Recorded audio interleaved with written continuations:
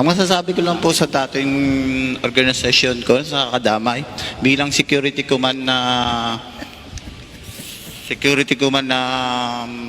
Kadamay organization, wala pong naidulot na maganda sa lugar namin.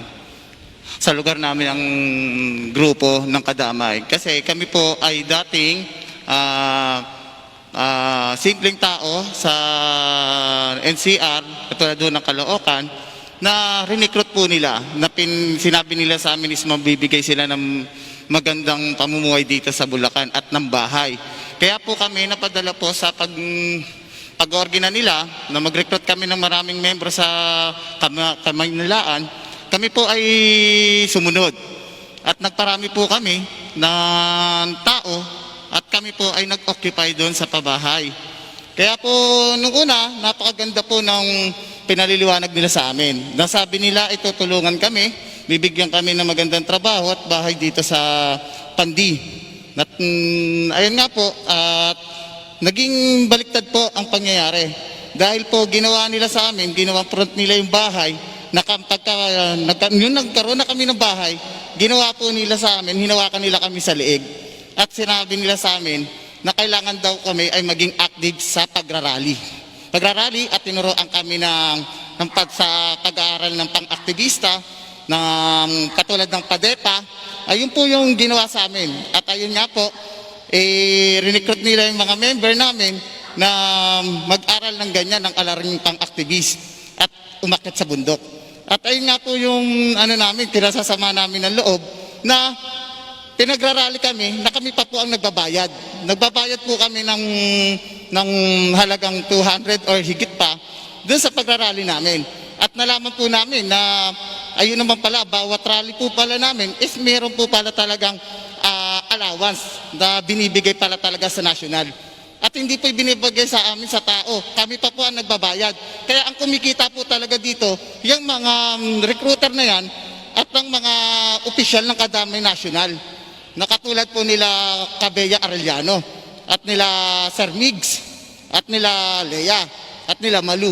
Kaya kami po talaga, kaya inorgina ko po, yung nalaman ko po na ganyan po yung ginagawa sa amin na pinagrarally kami, nung kami ang nagbabayad, nalaman ko na meron palang budget, is ako po ay nakapag-isip na ganito, linalaro lang kami at ginagawa kami negosyo. Kaya ang ginawa ko po, inorgina ko po yung mga kasamahan ko na bilang presidente din po ako doon sa pabahay ng BJMP BP Housing na pinasok namin noon ng 2017, sinabi ko na mag-aklas tayo at bumalik tayo sa gobyerno, ipakita natin yung natin na hindi tama yung ginagawa natin. Kinakalaban natin ang gobyerno ang nagbigay sa atin ng bahay, bandang huli, inoorgina natin is kumalaban sa gobyerno, hindi naman nararapat. At binoise out ko na nga po doon yung ginagawa nilang pagre-recruit. Kaya sana po kami po humihingi ng tulong sa mga tao, sa mga nakakataas sa gobyerno na sana po tulungan po kami. Katulad po ngayon, ako po ngayon ay nasa pro-government, PMTK organization po ako. Ako po yung chairman ng pro-government sa Pandi, Bulacan. Na sa awa ng Diyos po, kami po ay nasa SEC na-aprobahan na. Kaya po ako, patuloy po ako na nagre-recruit ngayon ng para maging pro-government at bumalik sa gobyerno. At ito nga po, may magandang balita nga po kami na marami pong gustong bumalik sa gobyerno na nakapag-isip na sa nangyayari at ginagawa sa kanila na pinaglalaruan sila. Kaya isineset lang po namin kung kailang araw, kung anong araw po, may bibigay sa amin yung pagpapakita sa media, yung mga taong gustong sumurrender. Ayun po, tsaka po dun sa sinasabi nila dito kay Captain na sinasabi nila na hinaras daw at rinade daw po yung opisina nila at kumuha ng mga pulyeto. Hindi po totoo yan. Sila po ang nag-surrender.